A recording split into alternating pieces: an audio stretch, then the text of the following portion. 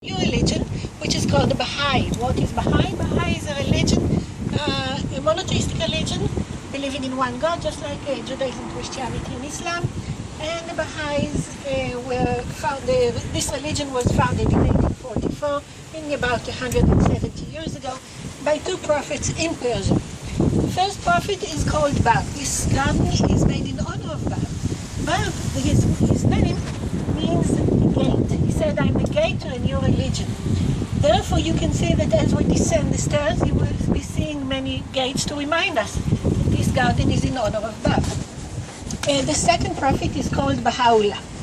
He rose after Bab was executed, and Baha'u'llah was sent to jail in Akko.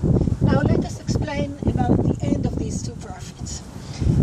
Bab was the first prophet, as I said. He started in 1844. He looks around him and he feels that there is a need to change the Persian society at the time. We are talking about a very problematic society, a lot of violence, and big gaps between the very rich and the very poor. On this background, he rises and he talks about changing society. He says that he was sent by God to prepare humanity for an era of peace, and he is starting to talk to people how to change humanity.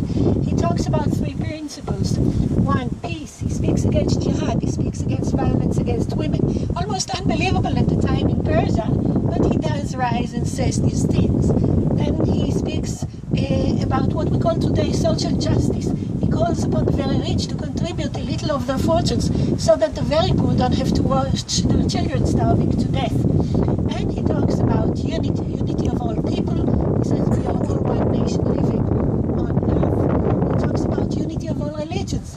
What does it mean? He says that all religions have been sent by God, our one God, and God has been sending teachers all through history in order to make humanity better. He speaks of the many examples we all know, starting with Abraham, who was the first to come up with the concept of monotheism.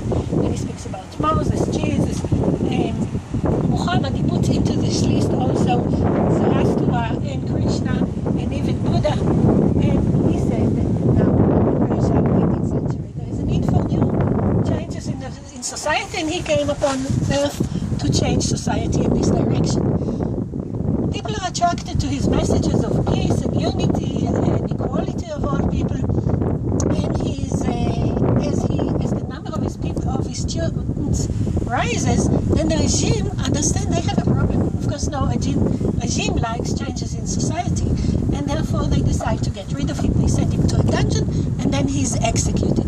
Before he's executed, two very important things happen. One, he says, after me there will be a second prophet. And number two, the regime announces that there is no burying Bab in the land of Persia. So Bab is executed in Persia. His disciples cannot bury him. Therefore, they hide his remains until a proper time comes. About his prophecy, indeed, a second prophet rises, and the second prophet takes upon himself the name Baha'u'llah. Baha'u'llah in Arabic means glory of God. Now you know why this religion is called Baha'i. Baha'i is simply followers of Baha'u'llah. So Baha'u'llah goes along the same principles, teaching again along these same principles, again collecting many students, again the regime wants to get rid of him. The perfect solution would have been to kill him, to execute him. However, this is impossible because his father is the strongest man in Persia at the time. Therefore, a new solution needs to be found, and the solution is in expelling Baha'u'llah out of Persia. He's sent out of Persia, he goes to Iraq, and then he goes to the Ottoman Empire, going from village to village, from city to city, gathering again many students. Again, the regime wants to get rid of him. Again, they cannot execute him. What will they do? They send him to jail.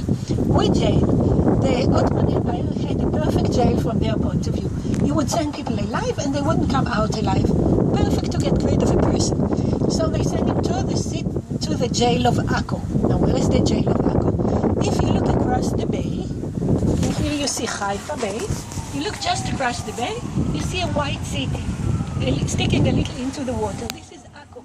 Baha'u'llah is sitting in the jail of Akko, and he looks every day out of his window, and he sees Mount Kuf, and he has a feeling that this is a holy place. It is indeed a holy place, at least according to all monotheistic religions we know of. So he calls upon his son and he tells him, bring over the remains of Baghdad from Persia and bury them here on Mount Carmel. Now, where does he bury them? He buries them in the place where you see today the Golden Dome. You can all see it, right? So the Golden Dome makes this place into a holy place for Baha'i religion. Now, when Baha'u'llah passes away, he is buried in Akko, and therefore Baha'is have two holy cities, Haifa and Akko. They call it the twin holy cities, Haifa and Akko. And this is why the World Center is here, and the Baha'is pray every day facing Akko, just like Jews pray facing Jerusalem, and Muslims pray facing Mecca. Okay? So once this has become a holy place, Baha'is collect funds. In 1953, they have enough money to build this beautiful dome, and they build it, and they still dream of making this place even more beautiful. They collect even more money. They raise the sum of $250 million, and they make the project in which we shall be walking today.